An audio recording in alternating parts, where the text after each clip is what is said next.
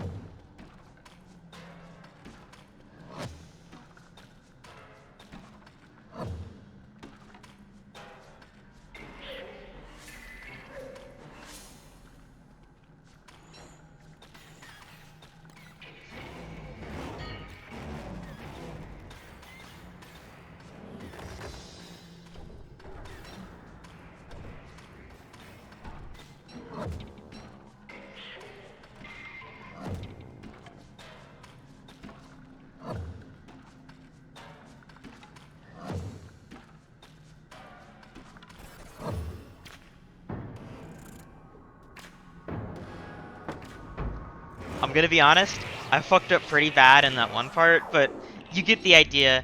It's pretty nice. I think it's an alternative strategy for repeated uh, few overkills, and I don't see people talking about the Thurible interaction that much.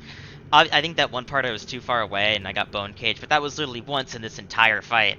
A really good thing about it is that it makes the like before the stage 2 makes it a lot faster because he's just always attacking and not bone caging, and you're not getting bone caged. Uh, for people who are better at video games than me, you'll do way better with this. I fucked up really bad, but yeah, that's like the general idea, and I think it's pretty neat. I like it, and I think it's something you should try out in some later game worlds if you have multiple few Weaver kills. Especially also if you have more, you can scatter more throwables around the arena. Really good. Hey, thanks for watching. That's the video.